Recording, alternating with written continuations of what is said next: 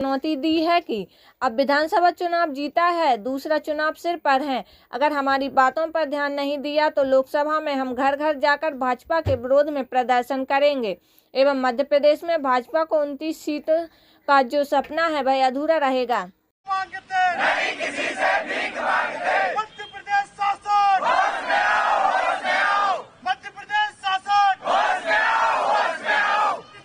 सफाई करो, सफाई करो।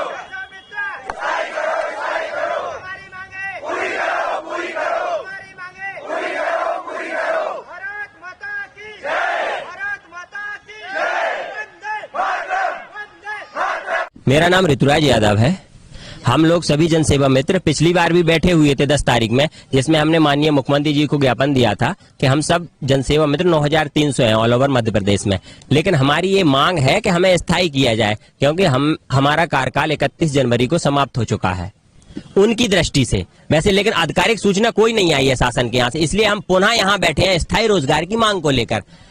उस दिन हमने क्या किया था, 10 तारीख में हमने सभी जनसेवा मित्रों ने 51 यूनिट रक्तदान किया था। जनसेवा मित्रों ने जो हरदा में हादसा प्रभावित लोग थे उनके लिए हमने रक्तदान देकर भी देख लिया, धरना देकर भी देख लिया। अब हमारा ये है स्पष्ट, यदि सरकार प्यार से नहीं मान रही है तो अभी तो हम परमिशन ले लेकर बैठ रहे हैं धरने पर अपनी मांगों को लेकर, फिर हम बिना परमिशन के बैठेंगे। सुन ले सरकार और ध्यान से सुन ले, तब तक नहीं उठेंगे जब तक हमें स्थायी नहीं करोगे।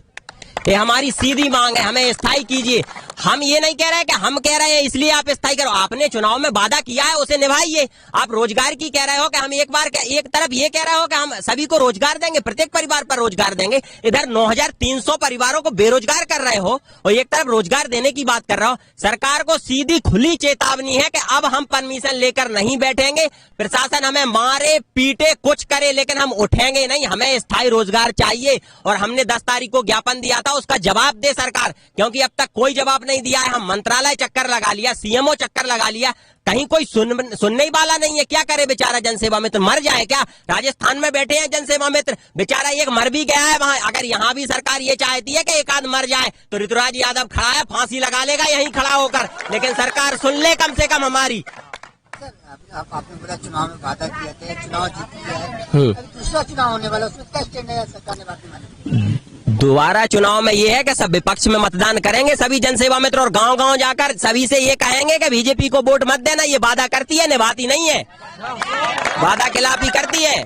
अभी सभी प्रत्येक ब्लॉक में 30 हैं और सभी गांव-गांव जाकर अभी फोन आ रहे हैं गांव में कि बेटा तुमने वो लाडली बहना का मेरा और छूट गया, और कोई कह रहा मेरी वृद्धा पेंशन नहीं बंधी है बेटे बंधवाजे। उनसे ये कहेंगे कि भाई आपका तो होगा ही नहीं कुछ, हमारा ही कुछ नहीं हो रहा है इधर। तो सीधा स्पष्ट कह देंगे कि आप वोट मत दो बीजेपी को, सीधा बीजेपी के खिलाफ काम करेंगे हम सरकार के हितैषी हैं और हितैषी बनकर काम किया है। हमने सरकार की सारी जन कल्याणकारी योजनाओं को जमीनी स्तर पर पहुंचाया है। जहां सरकार की भी पकड़ नहीं थी वहां हम जनसेवा मित्र गांव-गांव पहुंचे हैं, नदियों को पार करके पहुंचे हैं, खेतों में पहुंचे हैं, खलिहानों में पहुंचे हैं। लेकिन आज सरकार ये सोच रही है कि अब क्या है, चुनाव हो गया, भाड़ में जाएं ये लोग। जनसेवा मित्र क्या है, कुछ नहीं। 2-3 साल बाद फिर देखेंगे कि दूसरे जनसेवा मित्र मिल जाएंगे, वो करेंगे जनता की सेवा। लेकिन हम लोग कहां जाएं? 9300 परिवार को बेरोजगार कर दिया, कई लड़कियों की सगाई टूट गई हैं बेचारियों की। क्या करेंगी वो, कहां जाएं? किसके सामने आंसू बहाएं? सरकार सुन नहीं रही है, बार बार धरने पर बैठ रहे हैं। प्यार से सुन ले तो ठीक है, क्यों जबरदस्ती उग्र करना चाहते हो? युवा है, अगर युवा बिगड़ गया तो समझ लो फिर संभालने वाला नहीं है कोई। सभी 18 से 29 उम्र वाले हैं। धन्यवाद। मैं रितु नगपुरी, जिला बालाघाट से। मैं आज प्रदर्शन कर रहे बच्ची को लेके, जो युवाओं जो 9300 जनसेवा मित्र है उनको बेरोजगार किया जा रहा है। हमें भविष्य की चिंता सरकार करे जी। फिलहाल के लिए इस खबर में इतना ही।